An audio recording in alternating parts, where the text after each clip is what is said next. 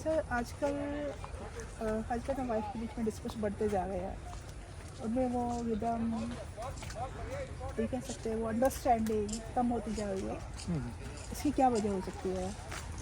देखिए क्या होता है, कई बार एजुकेशन जो दिया जा रहा है बच्चों को, एजुकेशन हायर एजुकेशन दिया जा रहा है जिसमें कि जॉब्स जो होती है एक सिटी में ना होते हुए अलग या तो कई बार फॉरेन में जाके जॉब कर रहे हैं या फिर एक सिटी ना होते हुए हस्बैंड वाइफ की एक सिटी नहीं है जिसमें जॉब उनकी अलग अलग सिटीज़ में जॉब है। तो काफ़ी लंबे समय वो एक दूसरे से अलग रह रहे हैं। तो ये अकेलापन कहीं ना कहीं उनको इस प्रॉब्लम को क्रिएट करता है और जो कि आज बहुतायत देखा जा रहा है। अभी जैसा कि मेरठ का एक केस हुआ था, तो मेरठ के केस में अभी एक नीले कलर का एक ड्रम बड़ा फेमस हुआ अभी सोशल मीडिया पे, जिसमें पत्नी द्वारा पति को कई टुकड़ों में काट के उसमें जमा दिया गया सीमेंट और उसमें। तो इस तरह की घटनाएं सामने आ रही हैं और बहुत ही यूनिक तरह के कई अपराध सामने आ रहे हैं कि कैसे कैसे लोग टेक्नोलॉजी का यूज करते हुए हाँ कि अपराध को मतलब बढ़ावा दे रहे हैं। या यूँ कहें कि आज तक ये सुनते आया था कि बहुओं को मारा जा रहा है, जलाया जा रहा है। हाँ, किंतु आजकल लड़कियां भी बहुत एडवांस होते जा रही हैं, जो लड़कियां अभी शादीशुदा हैं। हाँ, तो किस तरह से हस्बैंड से डिस्प्यूट किया जाए, किस तरह से उनको मारा जाए या किस तरह से प्रताड़ित किया जाए, क्योंकि कानून में भी बहुत सारी उनको स्पेस है कि बहुत सारा वुमेन को प्रोटेक्ट करने के लिए बहुत सारे कानून बने हैं, किंतु मेंस के प्रोटेक्शन के लिए कोई ऐसा कानून अभी देखें हम तो दिखता नहीं है। ये बड़ी वजह है जी। है तो वो भी इंसान ही। हाँ, है तो वही इंसान, बट पहला अगर हम एंशिएंट टाइम का देखें तो उस समय ये चीज़ें होती थी कि महिलाएं परेशान थी, किंतु आज का जो वक्त है, आज आप देखते हैं तो कहीं ना कहीं एक मेल भी इससे परेशान है कि इन परेशानियों को हम, क्योंकि जब महिलाएं इस तरह का काम करती हैं किसी चीज़ के लिए, जैसा बोला उन्होंने, कोई डिमांड की कि मुझे नेकलेस चाहिए, मुझे गोल्ड का कोई आइटम चाहिए, तो इस तरह की जो बातें हो रही हैं, तो इसमें क्या होता है कई बार कि मतलब ज़बरदस्ती अपनी जो डिमांड्स हैं वो लाद दी जाती है हस्बैंड पे। ये भी नहीं देखा जाता कि उसकी सैलरी उतनी है कि नहीं, वो फुलफिल कर पाएगा या नहीं कर पाएगा उस चीज़ को। तो कहीं ना कहीं दबाव बनाया जाता है।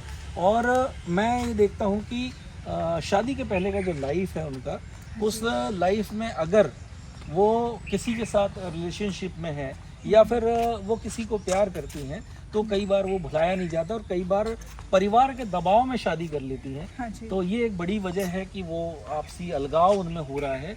और क्योंकि वो ज़बरदस्ती उनकी मैरिज कर दी जाती है उनके परिजनों द्वारा, तो ये एक बड़ा मैटर देखा जा रहा है आजकल।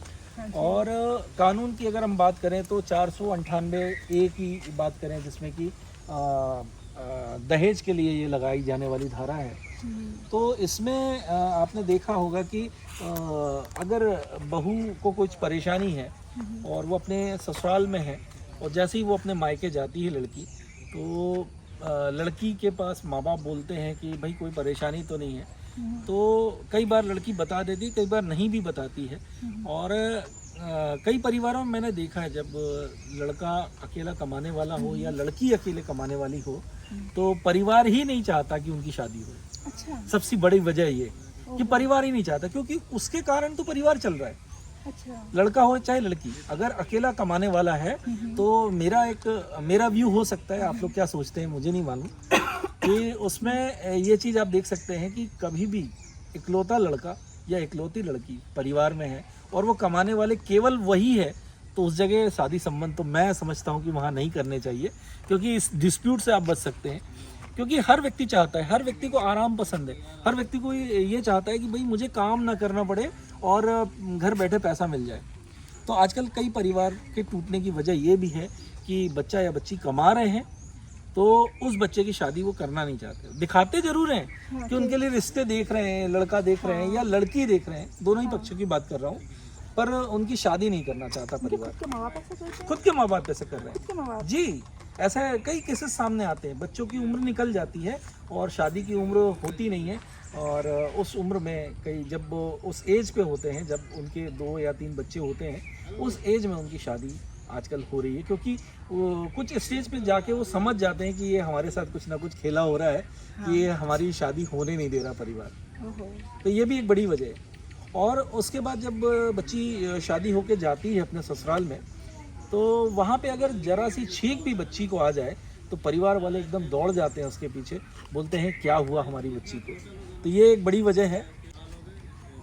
तो इसमें आपने देखा होगा कि जैसे ही परिवार में कोई कष्ट अगर बच्ची को आ गया ससुराल पक्ष में, तो लड़की के जो माँ बाप, क्योंकि अकेली वो बच्ची ही थी जो उस परिवार को चला रही थी, तो माँ बाप बोलते हैं कि क्या परेशानी आई है, और उसको घर ले आते हैं। छोटी छोटी परेशानी में जब माँ बाप का इन्वॉल्वमेंट होता है तो परिवार बनने की जगह बिगड़ता है। ओके। जो एक बात है जो बातचीत से सुलझ सकती थी, उसके लिए पुलिस या फिर कोर्ट में उस मामले को निपटाया। बच्चों की लाइफ में इंटरफेरेंस नहीं होना चाहिए। बिल्कुल बिल्कुल नहीं होना चाहिए, वाजिब। बिल्कुल आपने सही समझा जो मैं कहना चाहता हूँ, कि शादी के बाद क्या होता है कि जिन परिवारों में जो बच्चियों का परिवार है, अगर उनका माँ बाप इन्वॉल्व होते हैं, क्योंकि छोटी छोटी चीज़ें हैं वो बच्ची खुद सही कर सकती है। हाँ, अगर कहीं कोई वाकई में कोई परेशानी है, कोई अगर उस बच्ची को मार रहा है या फिर फिजिकली हरास कर रहा है, तो उस समय मैं मानता हूँ कि उनको कंप्लेंट करनी चाहिए या कानून की मदद लेनी चाहिए। किंतु छोटी छोटी बात तो होती रहती है कि भाई आलू की सब्जी बनाने दी, आज बैंगन क्यों बना लिए, तो मेरे जूते पॉलिश क्यों नहीं किए, मेरे मोजे क्यों नहीं रखे ढंग से, मेरे कपड़े क्यों नहीं धोए। तो ये सब सामान्य सी बातें हैं, ये परिवार में चलते रहती है। इनमें मतलब माँ बाप को इन्वॉल्व नहीं करना चाहिए, ऐसा मैं सोचता हूँ, जिससे परिवार को बचाया जा सकता है। क्योंकि जैसा मैंने आपको बताया कि माँ बाप शादी नहीं होने देते, ये एक फैक्ट है। अच्छा, ये कई बार जहाँ पे बच्ची नौकरी में है, अच्छी नौकरी में पूरे परिवार को पाल रही है, तो माँ बाप उस जगह सोचते हैं कि यार हमारा खर्चा कैसे चलेगा अगर बच्ची चली गई तो ऐसा होता है। कई परिवारों में देखा जा रहा है आजकल। या बच्चे के केस में भी, बच्चे की भी शादी नहीं होने देते हैं कि बहू आ जाएगी तो हमें कौन पूछेगा। तो ये चीज़ें मैं समझता हूँ कि जो बच्चों को पढ़ाते हैं, विदेश भेजते हैं, अच्छा हायर एजुकेशन दे रहे हैं, तो हायर एजुकेशन आप दे रहे हैं, अच्छी बात है, किंतु उनको थोड़ा सा मॉरल वैल्यूज़ भी सिखाई जाए और उनको कहीं ना कहीं सभ्यता संस्कृति से जोड़ के रखें, जिससे कि बच्चे इस तरह का काम ना करें कि वो परिवार की तरफ ध्यान ना दें। आपको जो फियर होता है कि यार ये इतना पढ़ लिया, हमारी तरफ ध्यान देगा या नहीं देगा, तो वो चीज़ वो आपके दिमाग से भी हट सकती है। अगर आप ऐसा सोचें कि हम इनको पढ़ाते हैं और ये चले जाते हैं, क्योंकि आज आप देखते होंगे दिल्ली से आप बिलोंग करते हैं, तो दिल्ली में आपने देखा होगा कि कई सारे ऐसे वृद्धाश्रम हैं जो माँ बाप से भरे हुए हैं। उसकी वजह यही है कि उन्होंने हायर एजुकेशन दिया और मॉरल वैल्यूज़ को उन्होंने कोई जगह नहीं दी, या फिर या ये कहें कि सभ्यता संस्कृति से बच्चों का जुड़ाव नहीं रहा, जिस कारण से वे बच्चे ऐसे हो गए हैं।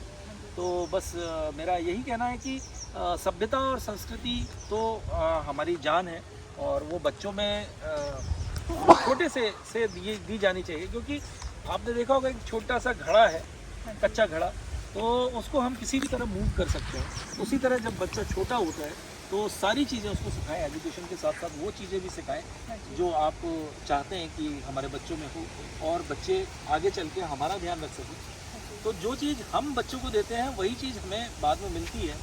तो अगर हम बच्चों को अच्छा पढ़ाएंगे, अच्छा लिखाएंगे और अच्छा एजुकेशन देंगे, तो निश्चित तौर पे ये सारी चीज़ें कम हो सकेगी, और आपको सोचने पे मजबूर नहीं करेगी कि बच्चे आने वाले समय में हमारा ध्यान देंगे अथवा नहीं। मैंने कहीं पढ़ा था सर कि अगर बच्चे कुछ गलत कर रहे हैं तो इसमें बच्चों की कोई गलती नहीं होती, पेरेंट्स की ही गलती होती है, जो उनसे ही सीखते हैं।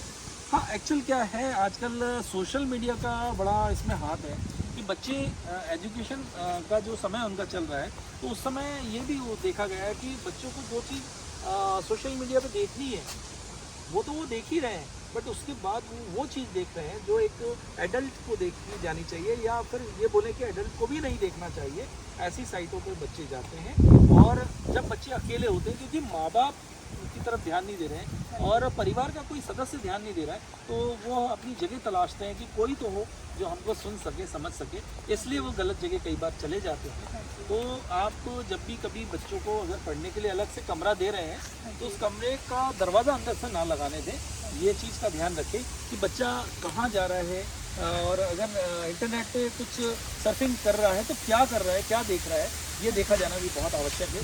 क्योंकि एक जो एज है उसमें अगर आप नहीं देखते हैं तो फिर ये परेशानी आगे बढ़ जाती है, और फिर आप बड़े हो जाने के बाद आप ये चाहते हैं कि वो आपकी इज्जत करे और सम्मान करे, तो ये ऐसा हो नहीं पाता है। आगे आपका कहना यदि हम ये भी कह सकते हैं कि घर में एक ही टीवी होना चाहिए जो कि हॉल में हो।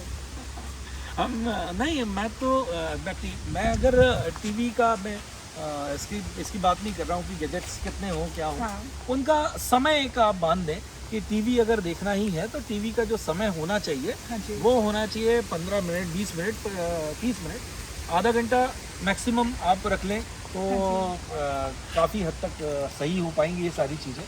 और जैसे मोबाइल हम देते हैं बच्चों को, तो मोबाइल में भी आपका एक बात का ध्यान रखना चाहिए कि मोबाइल में कितने रेडिएशन निकलते हैं, और कई बच्चे आपने देखा होगा कि उन रेडिएशंस के साथ दिन रात हैं बच्चे जैसे ही पढ़ रहे हैं और वहीं मोबाइल रख लिया उन्होंने, सर के पास मोबाइल रख लिया, और कई बार तो मोबाइल ब्लास्ट होने तक की कंडीशंस आपने देखी, ऐसा होता है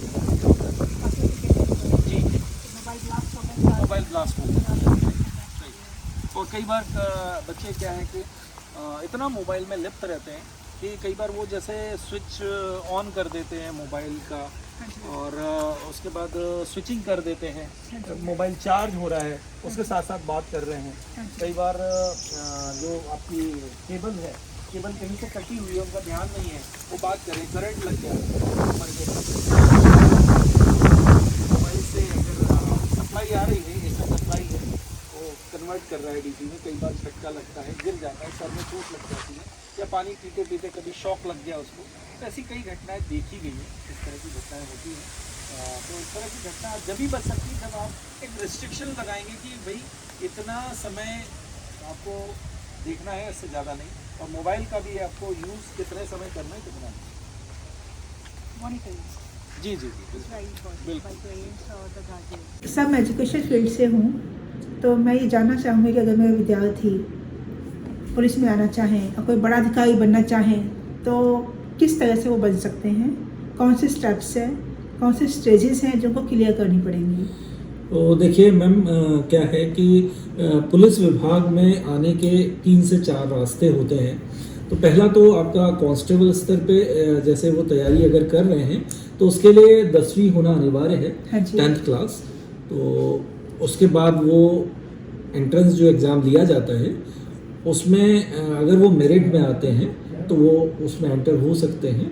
उसके बाद सेकंड स्टेज जो उनकी होती है सब इंस्पेक्टर की होती है, जिसमें कि 2 स्टार कंधे पर लगते हैं। हाँ जी। और उसमें वो डायरेक्ट अपीयर हो सकते हैं। वो एग्ज़ाम कई जगह क्या बोलते हैं शासन खुद लेती है, और कई जगह कुछ ऑथराइज कर दिया गया, जैसे कि व्यावसायिक परीक्षा मंडल जो हमारे इधर जो लेते थे इस एग्ज़ाम को, अभी भी आई थिंक उसी से चल रहा है एग्ज़ाम। तो सब इंस्पेक्टर स्तर पे ये होता है।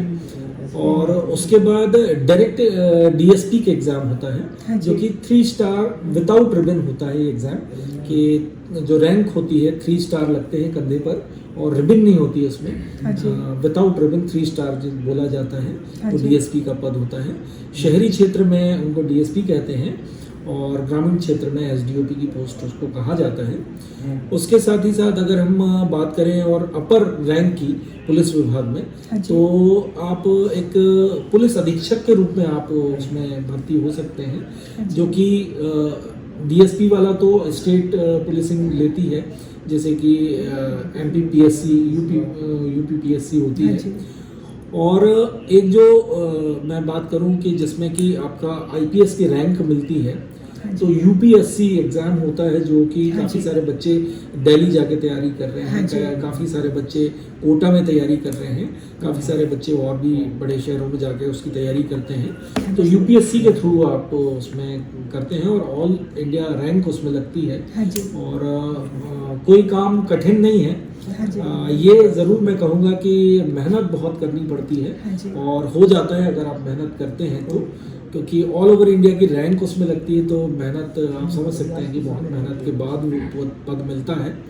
और ये मैंने एक संक्षिप्त आपको जो मेरा ज्ञान था उसके अनुरूप आपको मैं बता पाया। और कोई क्वेश्चन है तो बताइएगा। सर, हमारे देश में जो पुलिस की इमेज इतनी अच्छी नहीं है, उसका क्या वजह है? पुलिस की इमेज अच्छी नहीं होने की वजह मैम ये है कि आज मुख्य धारा से पुलिस जुड़ी हुई है।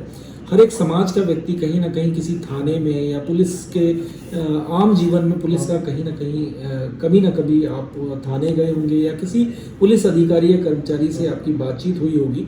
तो कई बार क्या है कि पुलिस को जो कार्य करने का जो समय है वो कई जगह निश्चित नहीं है, अनिश्चितताएं बहुत है काम करने में। कि एक जो समय बोला जाता है किसी भी जॉब में आप जाते हैं तो 6 घंटे 8 घंटे 10 घंटे कई बार होता है, तो 10 घंटे 12 घंटे 14 घंटे या कभी कभी यो कहें कि 24 घंटे 48 घंटे का भी समय हो जाता है, क्योंकि कई ऐसी लाइन ऑर्डर ड्यूटी होती है जिसमें कि समय नहीं देखा जाता कि क्या समय हो रहा है। हमारा ध्येय केवल ये होता है कि कैसे हम समाज में आपराधिक तत्वों से निपटने के लिए कैसे पुलिस आगे बढ़े। तो पुलिस अपने स्थान पे अपनी ड्यूटी पर मुस्तैद रहती है और 24 के 48 घंटे और उससे कहीं ज़्यादा घंटे भी कई बार पुलिस काम करती है। तो स्वाभाविक बात है कि नींद का ना होना, बच्चों के साथ न मिलना, परिवार से कटाव, त्योहार का समय पे ना बनाया जाना, तो ये सब चीज़ें कहीं ना कहीं एक झुंझुलाहट उत्पन्न करती है और कहीं ना कहीं से एक चिड़चिड़ापन आता है जो कि व्यवहार में दिखता है। पर ऐसा नहीं है कि सभी लोग ऐसे होते हैं। और जब से मैं कान्हा शांतिवनम आया हूँ तो काफ़ी शांति महसूस यहाँ कर रहा हूँ और निश्चित तौर पे यहाँ से जो लोग भी शांतिवनम आए तो निश्चित बात है कि उनके जीवन में भी शांति बनेगी, मुझे ऐसा लगता है। और प्रयास तो यहाँ पूरी टीम ने बहुत अच्छे से किया कि उस शांति को हम ग्रहण कर पाएँ और लोगों का जीवन भी बदल पाएँ अपने जीवन के साथ साथ। Thank you sir, thank you so much.